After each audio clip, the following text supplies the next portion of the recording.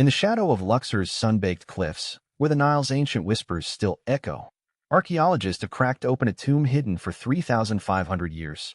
Hidden beneath rubble and flood-swept silt, the long-lost tomb of King Thutmose II, a lesser-known pharaoh, overshadowed by his legendary family, has finally been found.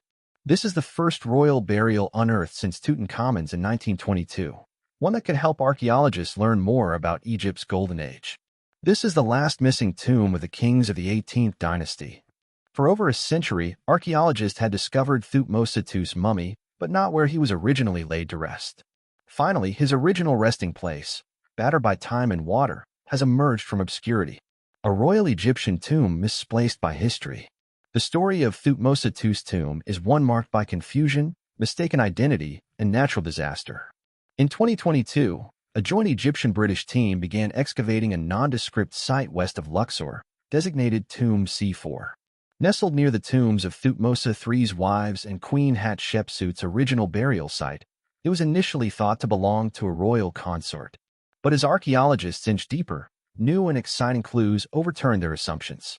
The smoking gun was the discovery of fragments of alabaster vessels, etched with hieroglyphs naming Thutmose II as the deceased king and his wife Hatshepsut. Mortar scraps bore blue engravings and yellow stars, celestial motifs from the Book of Amduat, a sacred text guiding pharaohs through the underworld. These are the first funerary objects ever tied to Thutmose II.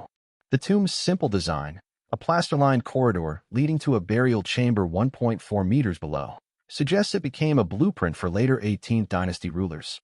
But its grandeur was short-lived. Floods deluged the site shortly after Thutmose II's burial, forcing ancient Egyptians to relocate his funerary treasures.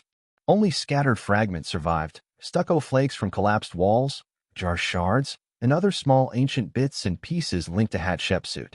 After Thutmose II's death around 1479 BCE, his infant son, Thutmose III, inherited the throne, but true power rested in the hands of Hatshepsut, the boy's stepmother and aunt.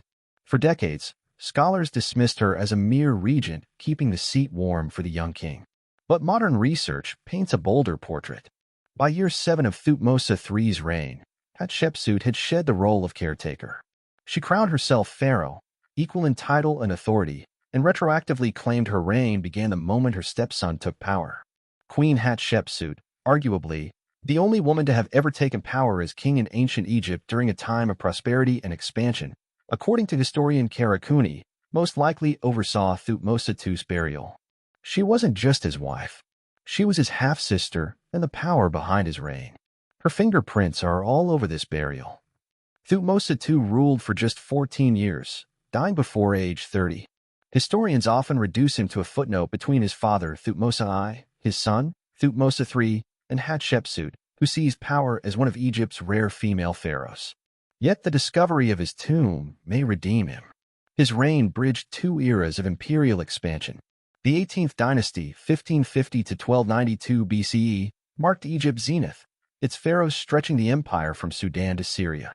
Thutmose II's brief rule saw military campaigns in Nubia and the Levant, but his legacy was eclipsed by Hatshepsut's 21-year reign, an era of monumental building projects and trade flourishing.